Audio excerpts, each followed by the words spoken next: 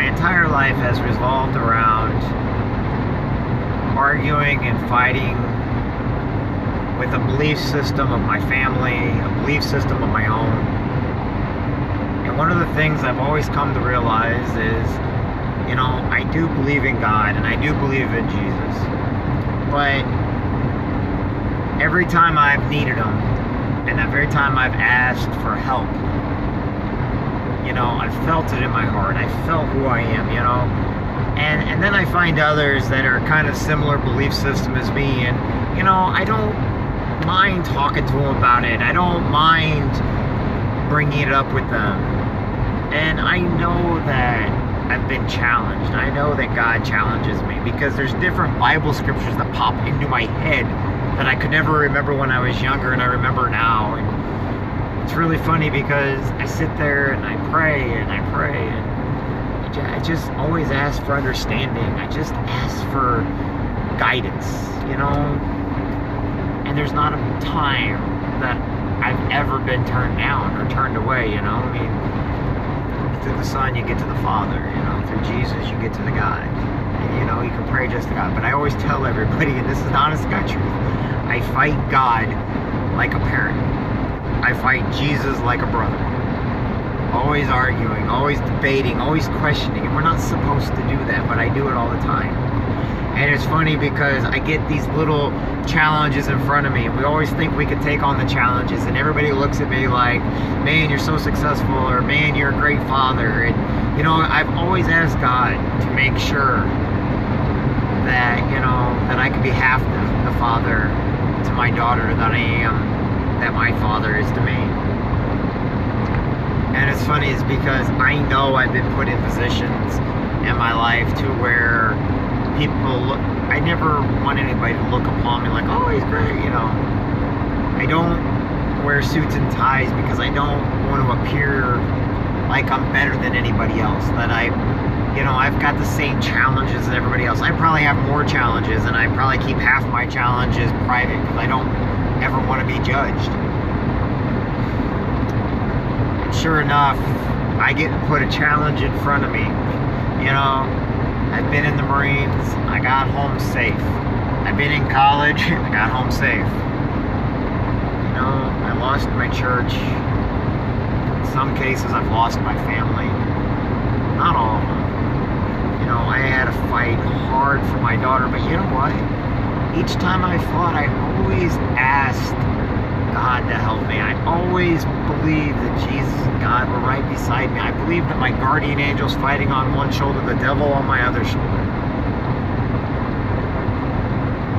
You know, I do daily reflections because I feel that it's something that people needed to hear. You know, I know that people need to know they matter. You know, and I always ask God, should I do it? Then along comes the situation. You know, I always think I'm prepared for every situation. And it's funny because this time I'm beating myself up about it, because this is the one time I actually believe that I was put a challenge in front of me. Somebody was put in front of me, put in my path, so I could find out what my reaction would be. How strong of a person am I? They just finally found Jesus in their life. They finally found Jesus. Here I am, a person that's had miracle after miracle happen to him, you know, and kind of like David, you know, all these times, give up hope, get hope again. Give up hope, get hope again. But I believe it. This one time, I was put a simple task in front of me. Somebody found Jesus. They're brand new. They don't know where to go. They don't know where to start. All right. All of a sudden, my head, it pops into my head. I needed to give them a certain book. You know, the book I read all the time, The Giver, or not The Giver, The Dream Giver by Bruce Wilkinson. Okay. I read a couple passages. It relates to my cause. I'm all set to go. All right, great. Everything, you know, everything's in order. So I make my journey to where I need to be.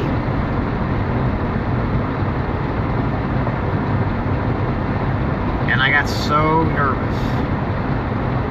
so I forgot to ask for help. I forgot that I was there for a reason. I forgot that Jesus was right next to me. I forgot the little sensation in my heart. It wasn't the butterflies. It was God saying, look, this person needs your help. They're not dying physically. They're dying inside to where they need somebody to help them. And they've already got a spark, and he wanted me to go help. And I forgot everything. I got to my mission, and I failed.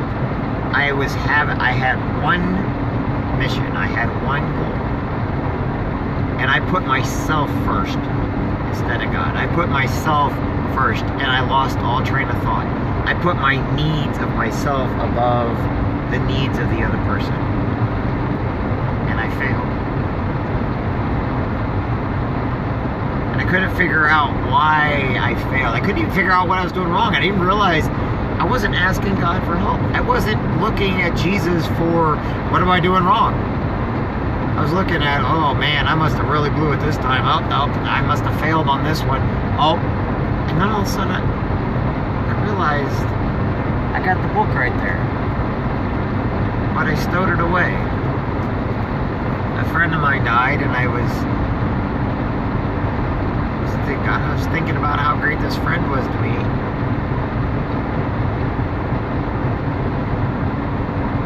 And I forgot my purpose. I forgot the mission God put in front of me. He put a couple other obstacles in, knowing how easy it is for me to get distracted by everything else going on. And I failed somebody that needed me.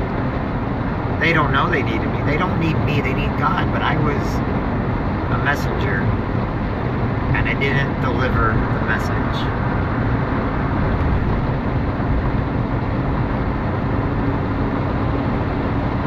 I was the disciple in the garden when Jesus prayed to cut off the ear of a Roman soldier. I was the disciple that went hiding because I was so scared of my own shadow that I forgot everything that I was ever taught.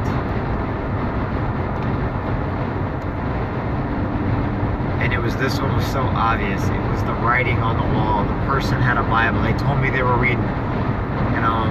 Here I am, and they're saying how bad people are. They go to church, they don't pray. I wasn't thinking about the person. I was thinking about my own self. If I would have told her, I would have told them to read certain, look, if you read these scriptures, these will be great for you. You may not understand this one just yet, but everything is for a purpose. Everything you read in there, you've got to put yourself into. It's written by a man's hand through God's word. Now, some things may be hard to understand, or some things may be putting in there as an analogy. I quoted Jonas and the whale. Yet there's no her whale, it just says big fish. That was stupid of me.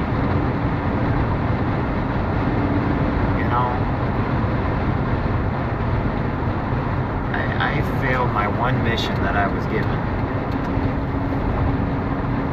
And I feel it.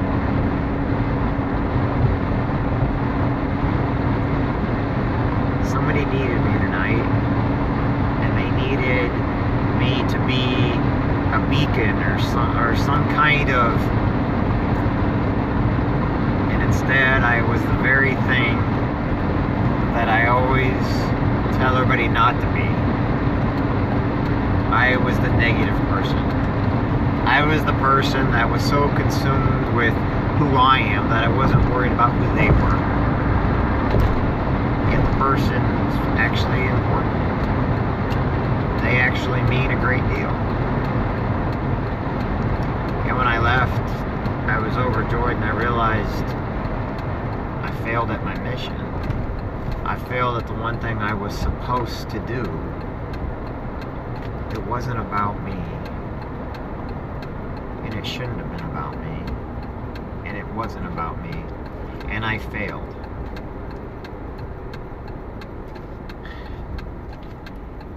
Religion to me is about belief and about feeling it in your heart. And the one person that came to me and let me know that they felt it in their heart, I turned a blind eye to. Because I got so used to all the fakes in the world. All the people that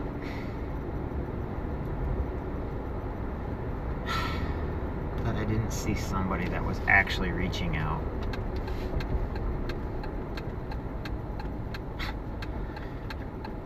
What kind of God-fearing man am I that I can't even see when somebody is actually finally taking their first steps towards something that's great, that I've believed in my entire life, that I've prayed for every single day of my life, that I have freaking been in hell and back, and I got through it. Yet, I was the first person to turn them away.